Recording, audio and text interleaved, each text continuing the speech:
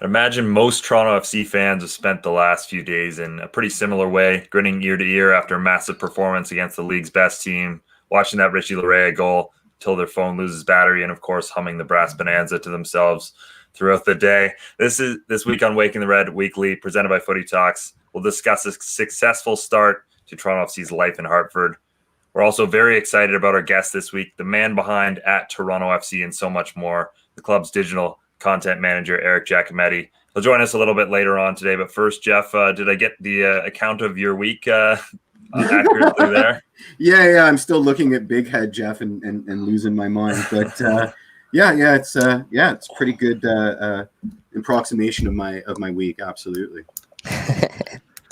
Michael, I don't know if we can quite see it in the view here, but rocking the Blue Jays right there. Exciting couple days for Toronto sports here.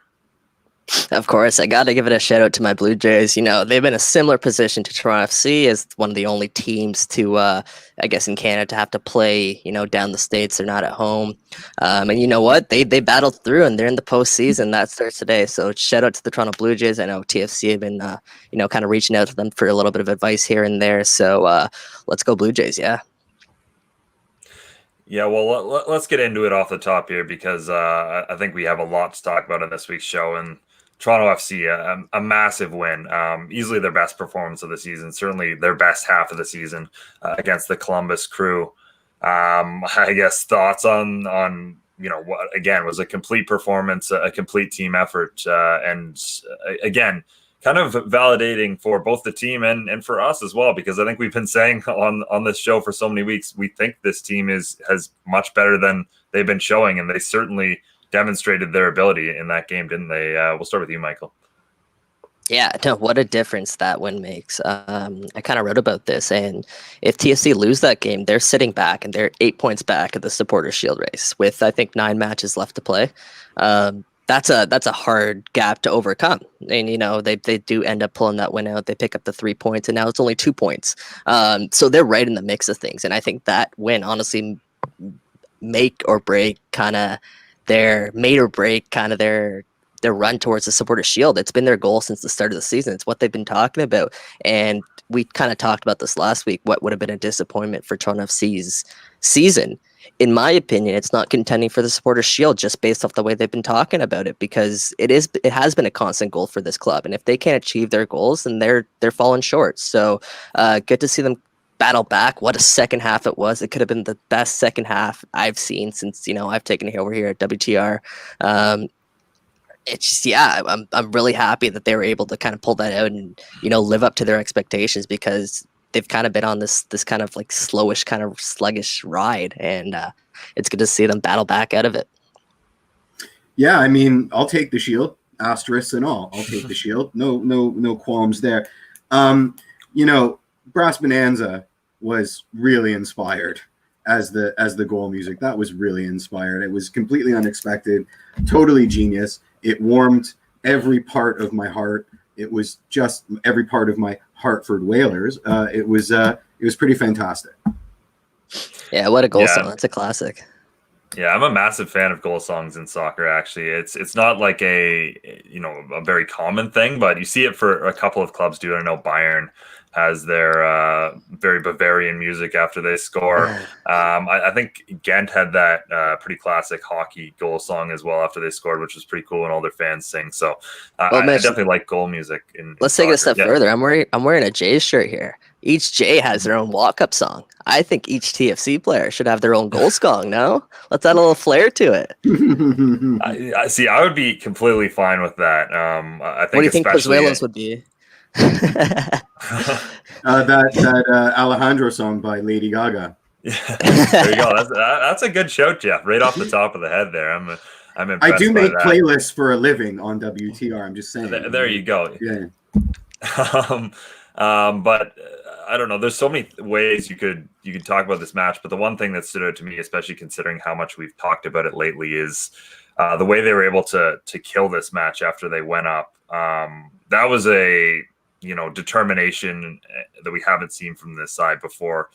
They went up, they tied the game. They went up 1. They just kept their foot on the gas the whole time. And there was some minor little plays in there that in the grand scheme of things, probably didn't stand out too much, but I really liked. One of them was late in the half, Piatti gets fouled in a position that normally you would just, bring up your center backs and pump the ball into the box because it was a decent spot for a free kick.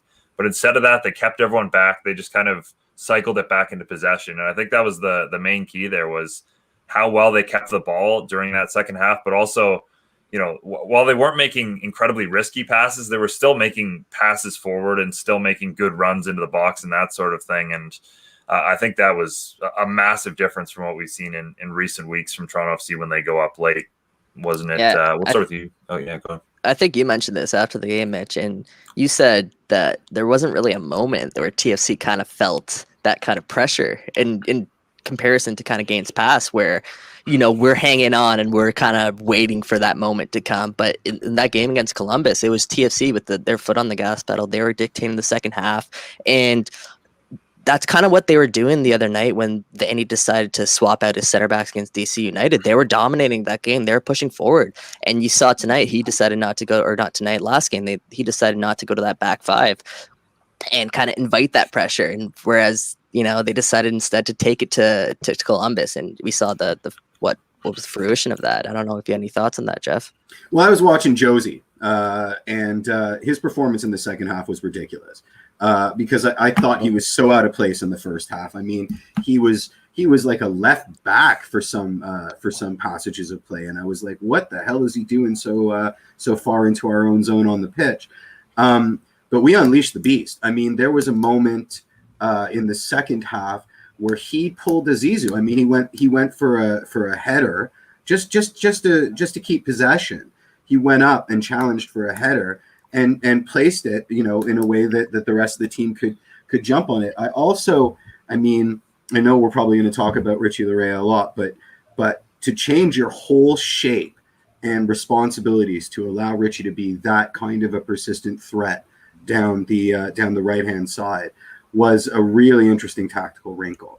Vanny earned his money last game for sure. And yeah, we have a question from local agitator. Yeah, question being, did you guys like the starting formation last game? I really did. I mean, we've been talking, and that was one of the big topics last week on the show was Josie Altidore or Ayo Akinola. Well, why not both? I guess was what Greg Vanny went with, and they look very good together. I mean, they're not playing the way I would have expected them to play two up top. It seems like they always have one of them out wide in that left wing position. They're still playing the exact same 4-3-3 formation that Greg Vanny loves so much. Josie doesn't look too bad as a winger. I know Ayo is probably better when he goes out there, but the fact that you can rotate those two guys between the positions, Josie's a really smart footballer, and I think he's shown that a lot over the past couple of games in terms of his positioning, the way he's able to draw out defenders to make openings for his teammates. I hated it. I hated it. So TFC started in a 4-2-3-1 formation with Ozo and Markey as the holding mids. You had Paz as the number 10. On the right wing, you had Ayo Akinola. And on the left wing, obviously, you had Piatti. And then up top, you had Josie. That's how TFC started the match. And it was an ugly half. It was a lot of chasing back and forth from Ayo. You were asking him to do a lot of work back and forth. At times, you saw Josie out there had to come back, and he was on the wing at times. And you're like, well, what is going on? This is a lot of up and down work. And then when TFC did get the ball, they'd punch it forward to Josie. And then you're asking Josie to hold up 1v5, 1v4, while Ayo Akinola, who's at the right back or right mid position, is sprinting up to get back. And by the time he sprints up, Josie loses the ball and he's on the way back. You know what I mean? So there's so much work being asked of Ayo Akinola there. And let alone, Jonathan Osorio and Marky Delgado in an already depleted Toronto FC midfield. Those guys were key for going back and forth too. So there was just way too much work being asked of your team. And, the end result obviously was TFC weren't able to link anything together. There was nothing fluid coming. They had, moments where they looked all right against Columbus. But for the most part, Columbus was by far the more dangerous team in the first half. Mm-hmm. And then second half, Vanny completely changed his tactics. He decided to go both Ayo Akinola and Josie Altidore up top in almost a 4-1-2-1-2 formation, a diamond midfield, or even a 4-2-2-2 at times, with both Paz and Piatti playing as center attacking mids behind Altidore and Akinola. And I think from that point on, the game kind of changed because Jeff kind of mentioned it. Richie Larea sort of freed up that right-hand side because you had Jonathan Azori who was going to cover. You had Justin Morrow who was going to slide into a sort of a back three to sort of supplement Richie. So that right side just became a lot more fluid. Up top, Altera had some support. You know, he was with Akinola to begin with. Him and Akinola had some great hold-up play in the second half together. And it just made the world of a difference, I thought, after Greg Vanney made that tactical adjustment. And I think we saw that obviously play out with the goals. Yeah, I mean, you mentioned in your article, like, to be a fly on the wall for that halftime team talk. You know, did he just bring out the hairdryer and that was that, or was it a more targeted strike about team unity? Well, we may never know, but whatever he said, I mean, I hope he's got it recorded so we can play it every game for, you know, the next 9 games, because that was an obscene turnaround. It was just unbelievable. It was a lot of fun to watch. Yeah, the first half, I was kind of, you know, looking at the way Columbus was playing, and it was like, wow, Vancouver and Montreal are really bad, aren't they? because you know, we've seen how things have gone for those two sides since they left the Canada bubble, and yeah, there's a lot better teams in MLS certainly than the sides that Toronto FC played, you know, for the past couple of months. But I'll ask you this now, Mitch, is it fair criticism now to wonder whether or not TFC can beat teams other than just Vancouver and Montreal? Like, are they in this position just because they face Vancouver and Montreal so often, or do you think TFC is a legitimate threat throughout the league? Well, the fact that they just beat New York and Columbus kind of, you know, in some ways mitigates that point. They do. I think they still need to show it a little bit. I mean, Philly on Saturday, which we'll talk about a little bit later, looms pretty large and another opportunity to prove themselves. But, you know, I think in terms of teams in the Eastern Conference to beat, to prove you are once again a contender this year, they were able to beat the two sides that I would have, you know, towards the top of my list, and Philly being the other one. They'll have an opportunity to go 3 for 3. So, you know, as much as they have had an easier ride, I think in the past little bit, they've shown themselves to be quite a good side once again. Well, I mean, it begs to be mentioned that Columbus has had an easy ride. I mean, they've played Cincinnati more times than anybody in the league this year. So you would have to open that question up to every team's path, right? This has been such a weirdo stop-start, you know, locally mitigated by, games mitigated by travel time and all these other sets of variables. So, you know, when the dust settles on this crazy year, there's going to be a lot of asterisks. But you know, TFC made a statement in that Columbus game, and that statement is that, you know, regardless of how the chips are falling this year, you know, we can, on our day, we can beat anybody. So I do think that they've definitely put their best foot forward for the last bit of the season. Yeah, let's quickly talk about the other game this week. Certainly a less impressive performance overall. For me, it kind of felt like some of the games they were able to grind out late on in the season last year, when they put all those wins and draws together, and even heading into the playoffs, where, you know, they were definitely not the better team against New York City FC, but they were able to hang around, able to keep New York from scoring. And definitely the performance of Alex Bono probably looms large in that, tying a club record for most clean sheets, of course, held by Stefan Fry previously. Michael, thoughts on that game? Because, again, I think, as we've said, that was a big result as well.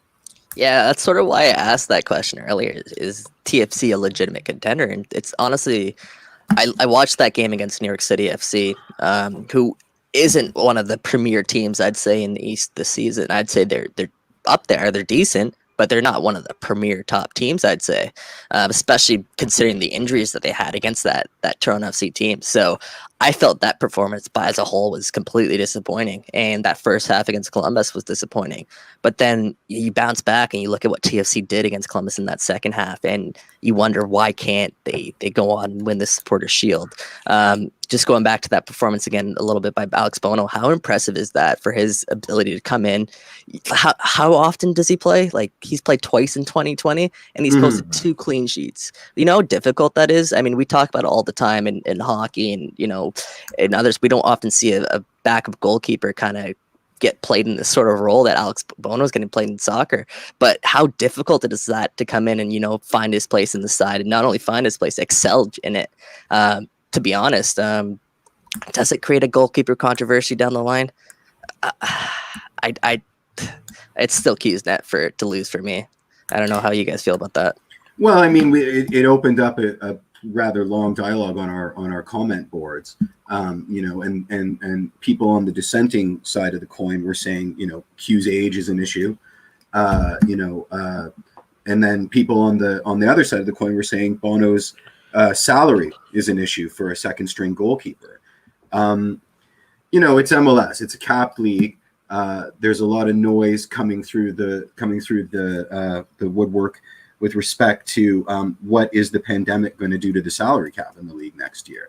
Will we get a hard cap like the NHL? I mean, we don't know anything because we just don't know anything yet, but that's certainly something to consider.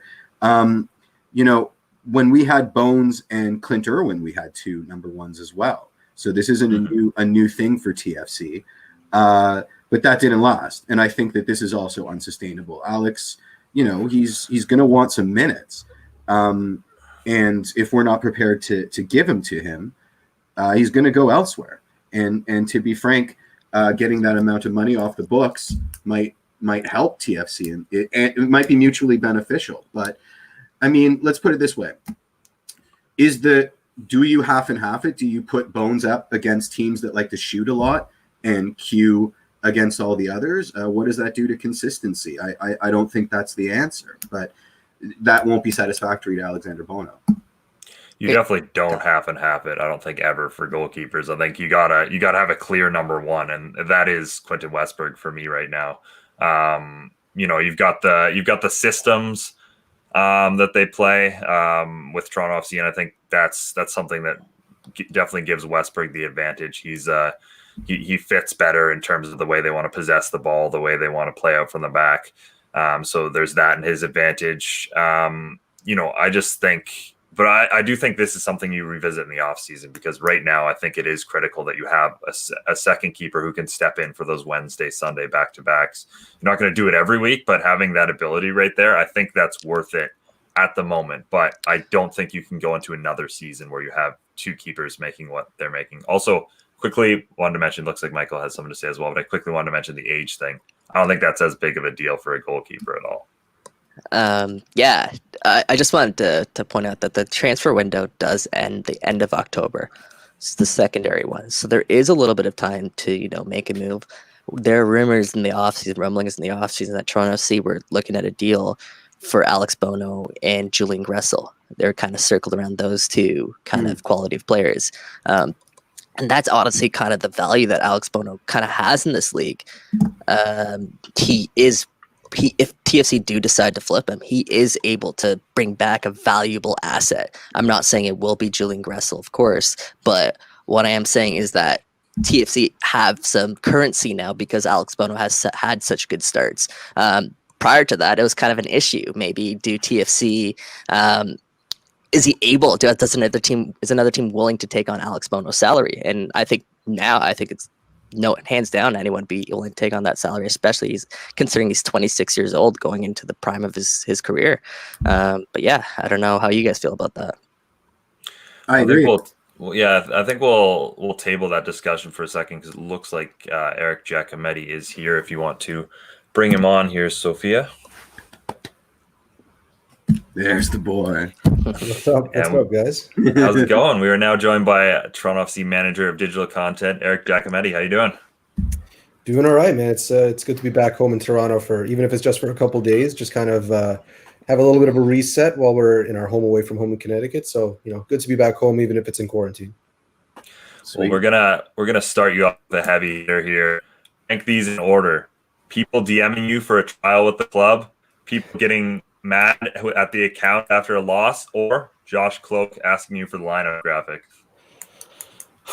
That's a tough one, man. I mean, Josh knows, man. Josh loves to, it was even better when he was sitting next to me in the press box, and I just see him do one of these, just look down, look at me. I had Molinaro looking at me. I mean, everybody, as if it's on me. But listen, we're getting the lineups out when we can, but the DMs is always fun because everybody asks for a tryout as if I have some kind of power to get Greg Vanny on the horn and get them into the academy. But it is what it is. It comes part and parcel with running a first team account.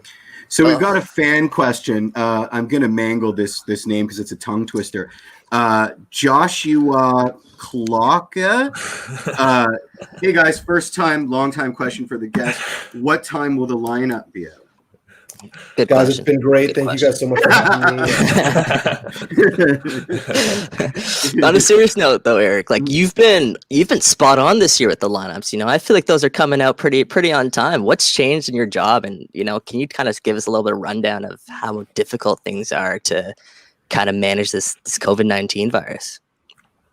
Yeah, I mean, in terms of the totality of the scope of what we do on social and digital, it's been a total curveball, right? Because we plan out for a content slate for the entire year, and then when the team is taken away and you're not seeing games on the field, it kind of it basically can throw the whole thing in the toilet because we were scrambling there at the beginning to try to find some ways to to keep fans engaged, keep people apprised of what's going on with the team, even when the team wasn't able to play. So we had to get creative and try to find some new ways to not only service our fans, but service internal stakeholders with, revenue retention was still a big part of it, and trying to get partners attached to what little content we could provide. So it's been quite a big shakeup, but I got to say I'm very much pleased to be back and doing what we do best with the guys in the field, back on the road with the team, creating content, a lot of the behind the scenes stuff. So we're doing everything we can to keep fans as attached as possible, even though we're away from home. Well, I certainly enjoyed the lockdown. What was it, Reds Rewind that you did, that series? I thought that was pretty fantastic and quite insightful. I remember the Patrick Mullins episode. I think there was only one Patrick Mullins episode, but I was really impressed with just how switched on he was tactically. Like his insights on the game, I thought were pretty fantastic. I got a question. I was lurking on a very 2020 Twitter beefish over semantics that you were engaged in. Here we go. And I'm always surprised that some people don't know that you're a card-carrying member of the American Visits Toronto and Never Leaves Club. So what is it about the city, and why is it such a great town to set up roots? I love it, man. I love it. I'll give you the quick backstory, because I had been visiting Toronto, since 2015, because I was, I'd been doing long distance with my now wife and traveling up and down to Toronto, and I was saying, like, man, wouldn't it be incredible if I could find a way to be here? And I was like, maybe if I got a job with TFC, but like that's pie in the sky. There's only one job that I moved to Toronto for, and lucky enough that ended up coming to fruition. So ever since I first came to the city, I really did fall in love with it, and tried to find whatever way I could to get here. And luckily I've, got my way here with the club, and it's been tremendous. I mean, everything that the city has to offer, the quality of life, the people that I've met around here. I've made an entirely new friend group here of people from all different walks of life. It's been everything I could have imagined and more. So no complaints about Canada until the Gold Cup draw. Then that's when the problems come. Just a quick follow-up question. I know you worked in a similar capacity for the New York Red Bulls. What are the differences between the organizations? Yeah, I mean, two very different setups. I mean, I was covering the Red Bulls for quite a few years before working for the club. So you got to see kind of what it looked like on the outside, and then on the inside, and coming to TFC. I think the biggest difference is, being part of the MLSE ownership group. It just makes for a much different setup when you're next door neighbors of the Leafs and the Raptors, right? So, but I think that's also been one of our biggest strengths, right? Is I have people to bounce ideas off of, whether it's my counterparts with the Argos, Raptors, Leafs. I think that part of it has been a really nice plus to have so much resources at your disposal, and so much variety in not only having the downtown office at 50 Bay, and then up in the BMO training grounds, being able to work at those two locations, I think gives you the best of both worlds in a lot of ways. Fantastic. I'm going to preface a fan question. Who do we think for Brass Bonanza? Was that the Hartford contingent, or was that somebody in the TFC organization? I think the genesis of it was our boy Jeff Bradley, our director of communications. I think obviously the Hartford Whalers, that's their staple from back in the day. So I think we were just trying to find a way to incorporate that into our broadcast and find a fun way to play on it. Well, unfortunately, we're still working through some of the licensing rights to get the rights nailed down for social, because we had a couple of fun things planned for that. But we're still working on that. So keep your eyes peeled. So hopefully by the time next game rolls around, we'll be able to have a bit more fun with that on social. Well, the fan question is, can we play Brass Bonanza when back in TO, or is it strictly a Connecticut thing? And I'm almost going to answer for you and say that it's strictly a Connecticut thing. It should be a fun treat. I mean, we'll revisit it if we win MLS Cup at that stadium. But for now, Anyway, you should probably answer that, because I'm with you. I think it'll lose its luster if you bring it back to Toronto. I mean, it's so uniquely Hartford, right? And there's not too many things that we consider uniquely Hartford. I think that's really the only thing I can really associate with the city. I mean, I've been there a couple times for a couple of U.S. national team games, but a pretty quiet city other than that. So yeah, Brass Bonanza it's got to be a strictly Connecticut thing for me. All right, let's talk about some of the good stuff now, Eric. Let's talk some players. You have the opportunity, obviously, of being with some of these guys off the pitch and obviously interacting with them a lot. From your opinion, just gonna put you on the spot a little bit here. Who's the funniest TFC player? Oh man, there's a lot of characters, but for me, it's Laurent Ciron, man. He's I don't even know how to describe it, but he's always got like a funny retort, or just his comedic timing for me is tremendous. I mean, he's always got something funny to say. He keeps it light in training, and those are the things that you don't necessarily think of when you're covering a team or watching as a fan. It's those little moments that keep the training light, especially when now we're away from home for so long, and it's a bit of a mental grind on a lot of these guys. I think his role in keeping things light and keeping a lot of the interactions lively and fun, that definitely goes a long way. So I think I'd go with Laurent Ciron. Yeah. Look at that valuable insight. You're not getting that anywhere else but WTR Weekly, guys, with Eric G. Come on. Laurent Ciron, locker room guy. Here we go. No more Laurent Ciron banter. Come on. Is he funny weird, or is he funny haha? Like, will he throw a whoopee cushion under your seat? Because I don't know if that's funny anymore. No, not so much the physical comedy. Okay. I'm a big fan. I'm a big fan of his relationship with Tsubasa Endo, man. I had some pretty good preseason content coming out of the two of them. Nice. Back and forth. So a lot of fun stuff there. Yeah. You love. I mean, I have a friend that consistently mentions the baking in the Orlando Heat. Jacob Schaffelberg trying to speak Spanish to the Spanish-speaking contingent of the team. I thought that was hilarious. We're going to get a lot of mileage out of the Chris Mavinga bus. That's going strong. Yeah, absolutely. I have a question. I know, Mike. I was reading your questions, actually. I was going to steal one of yours, but go ahead. You guys can prepare. I want to talk about Pablo Piatti and Alejandro Pozuelo, their relationship kind of off the field. How genuine is that? And, you saw Pozuelo without Piatti last year. Is there a different pause this year? I think the proof is in the pudding for me, right? I mean, we talked about how good Pozuelo was in 2019, coming off of playing a full season in Belgium. Guy was a best 11 candidate, easily the catalyst for everything good Toronto FC does going forward. And I think you're seeing an even better version of him this year, right? And he has a full off season of rest. He's now, built into the fabric of this team and what they do going forward. And I think you're seeing, to me, I mean, obviously I know I'm biased, but I think he's got to be the MVP frontrunner right now. And to speak to your point about his relationship with Pablo Piatti, everything you see on the field, it's tenfold.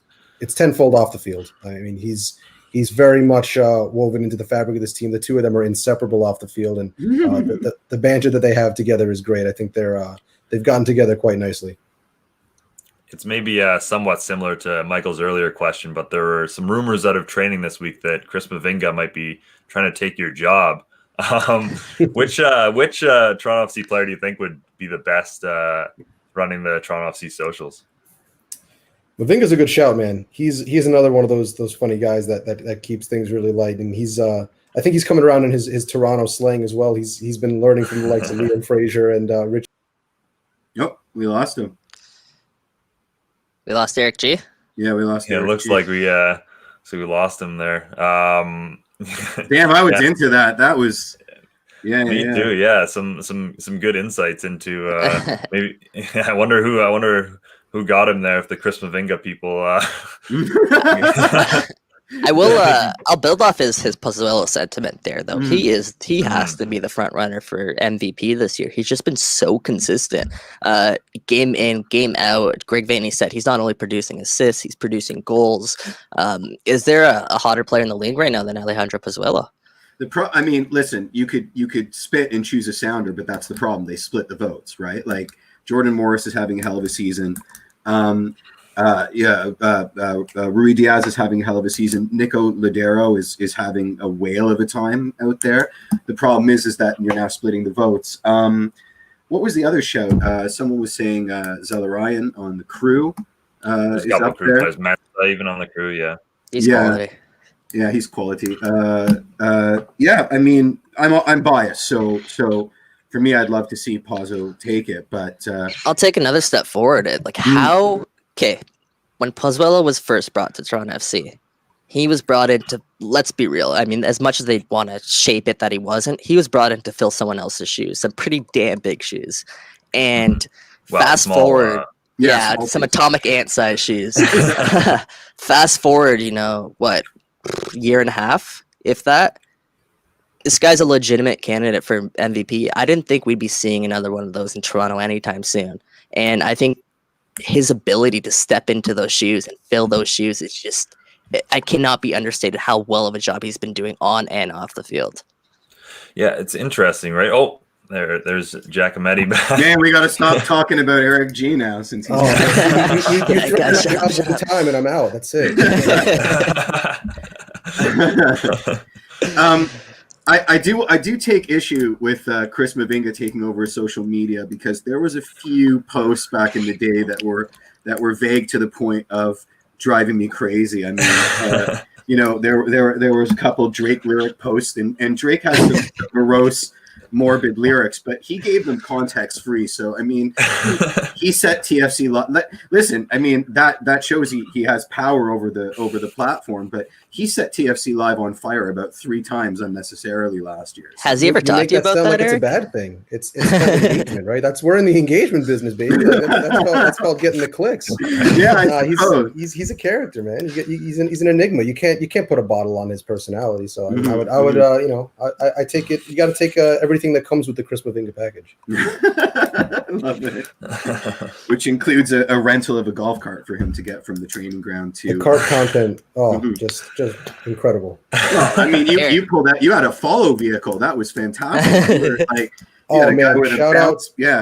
Shout out to our producer Jerome Chang getting on the back of the cart. Shane Wright helping out with some photos. I mean, we got a good crew, man. I got to say, we got a good crew to capture some content, and the players love it as well. They play along quite nicely. Definitely. Eric, Chris Mavinga told one of the coolest stories I think I've ever heard from TFC Live perspective after last match. He said, if you guys missed it, he said that we didn't miss it.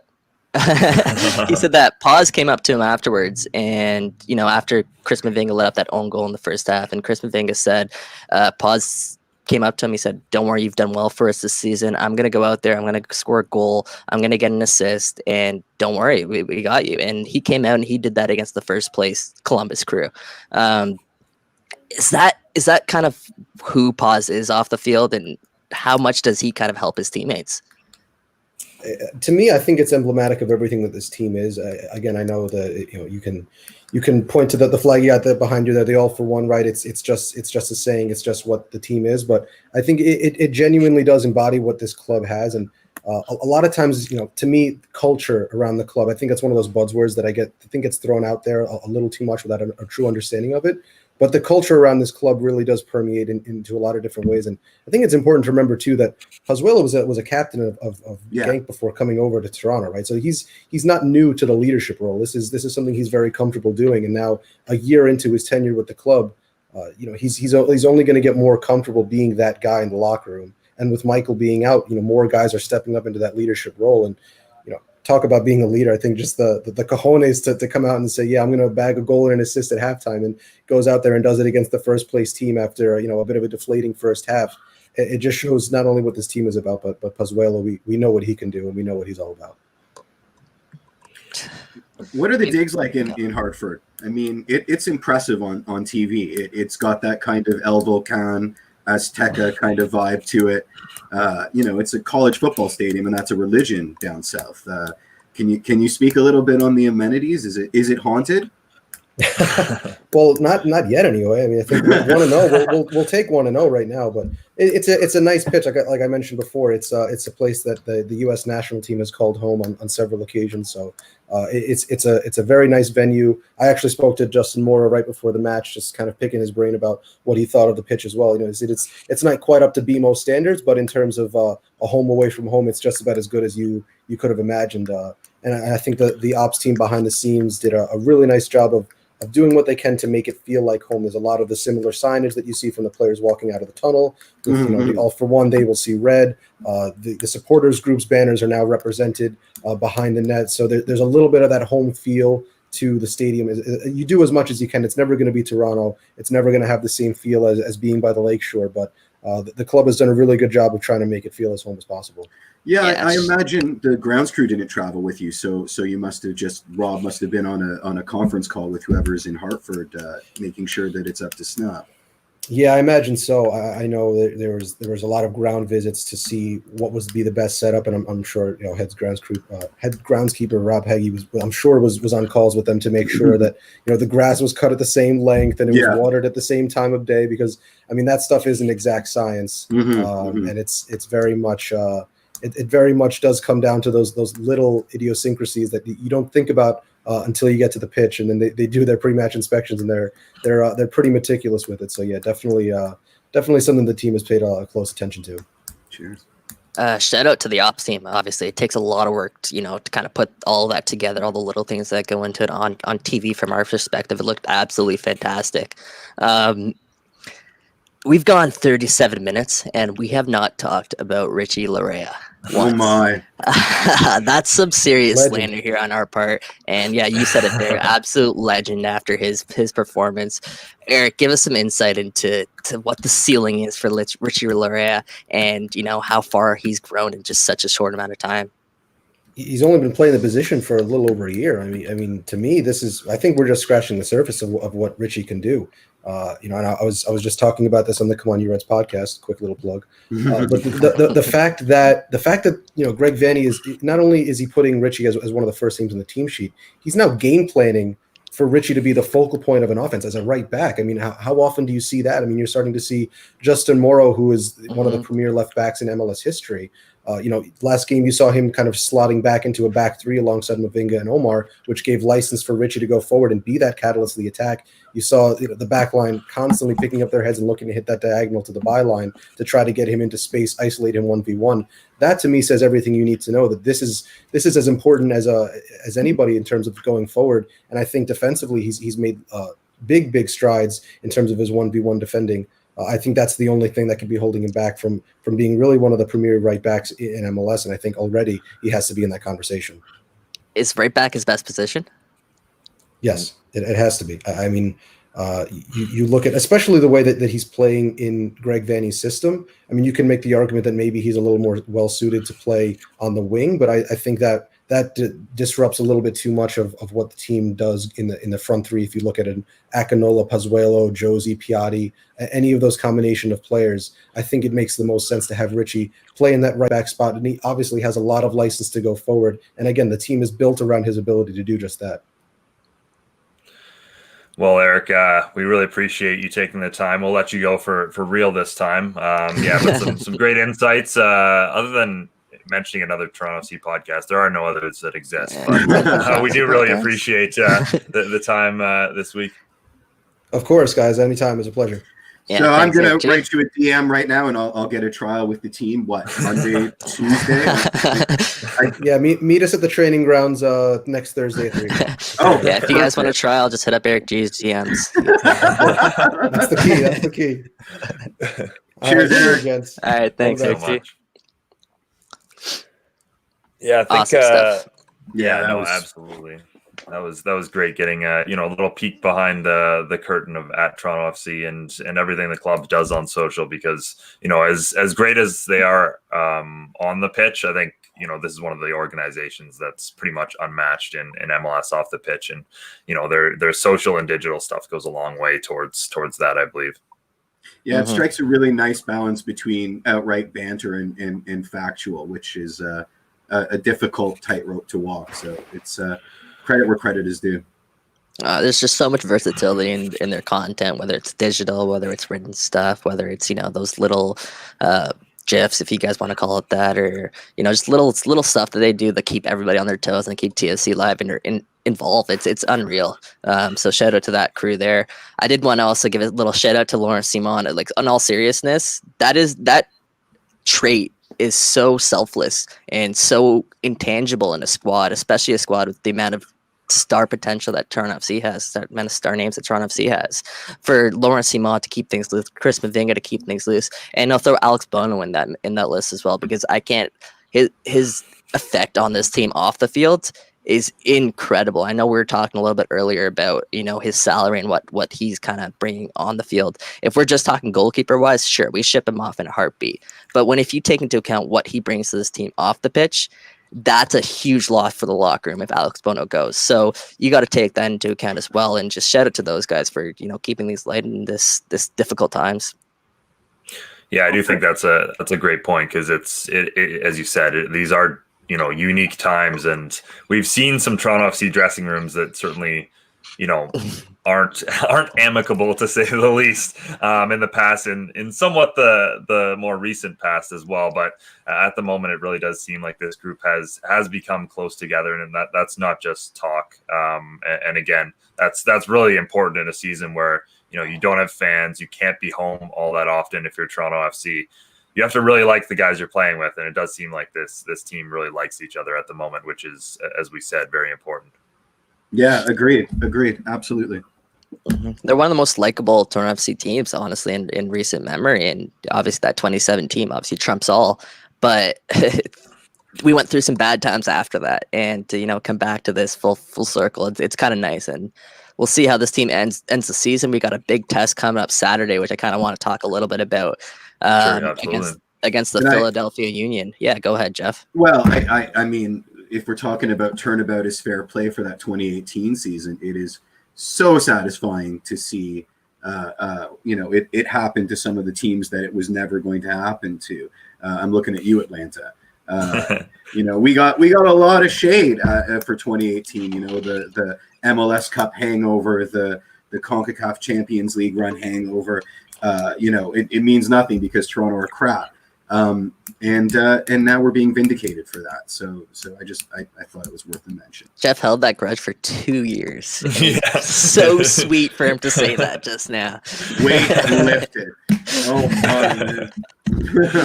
No, but in all seriousness, they're coming off a game against the first place Columbus Crew. The day before, they faced New York City, and now they're facing the second place Philadelphia Union. This could be the most crucial part of Toronto FC's schedule, and it's good that they're going to have a crucial 6 days in between now and then, to hopefully get some guys back. We're talking about Michael Bradley, we're talking about Oro. Those guys can potentially be in the mix Saturday. So if TFC have a full squad going into that match against Philadelphia, I like their chances. Yeah, I do too. I mean, Philadelphia is a bit in flux right now because the transfer window rumors are starting to circulate around some of their big pieces. Brendan Aronson being one that comes to mind right off the hop. It's easy for a professional athlete to say that they can focus on the game, and anything going on outside the game is meaningless conjecture. But I have to think that even the whiff of a big money move to Europe is going to affect a player's play, and not all of it in a positive way. I mean, if you know that you've got a potential big money move to the promised land in the mail, are you going to go 100%? Do you know what I mean? They still mail transfer requests. Pardon? Do they still mail transfer requests? It's a fax machine, man. Come on. Yeah, it's a bureau. Hopefully works well. Listen, the Barcelona way, right? More than a club. It's a bureau fax or nothing. But I would have to think that it would affect. I don't want to say his commitment to the team, but let's say it, his commitment to the team. Is he going to push that extra extra yard, or is he going to try and protect his now transfer market rated ankles? One has to assume that has an effect. If you're talking about that with Aronson, there we got to talk about that with Larea, don't we? Is Larea, does he have European interests around the corner? Is that what he's thinking about? Obviously not. By the way, just obviously not, because I would counter that by we're saying not thinking Manchester United yet. I would counter it by saying that there's been a lot of ink on Aronson's potential move and nothing on any kind of interest in. No, for sure. There actually has been tangible movement on Aronson's move, so I will give you that. But what I will counter with that is Philadelphia's playing some next level football right now. I think they're one of the hottest teams in MLS. I'm not sure the last time that they lost, but these are two of the juggernauts going at it. TFC took down Columbus last time. Let's see what they can do the next one in Philadelphia on Saturday. Yeah, absolutely. Yeah, absolutely. Yeah, I think that's a perfect place to wrap up. Again, we've been asking for consistency from Toronto FC, and they have an opportunity to really show that they've had consistency of their game against, as we've said, three very solid sides in the Eastern Conference. Mike took away the elite status from New York City FC, but very, very clearly Columbus and Philadelphia are two of the top teams in the Eastern Conference. So Toronto FC gets an opportunity to take them out back to back. But as we've said, huge thank you to Eric Giacometti. That was, one of the probably better interviews we've done on the show so far. Really appreciate him taking the time. Thanks again to Kevin and Sophia for all their work behind the scenes in all of our exciting new look show. Big head Jeff there in the corner. We gotta do something about this, guys. But yeah, looks great. And of course, tune in Thursdays at lunch to Footy Talks Weekly to listen to another version of our show, just slightly more intelligent and 100% more British. So you have that to look forward to as well. Yes, I wanted to do a shout for our friends at the Vocal Minority Podcast. They've got former FC Edmonton coach Jeff Paulus on for an interview, and it promises to be long, but it also promises to be insightful. So you should probably check that out. As I've said multiple times, there are no other Toronto FC podcasts, so I don't know what Jeff's talking about. I just muted Jeff for the last 30 seconds. But otherwise, thank you guys. That's fantastic. Yeah. Cheers. Thank you guys so much for listening and interacting with us. And until next Tuesday, have a great week, everyone. Let's go Blue Jays.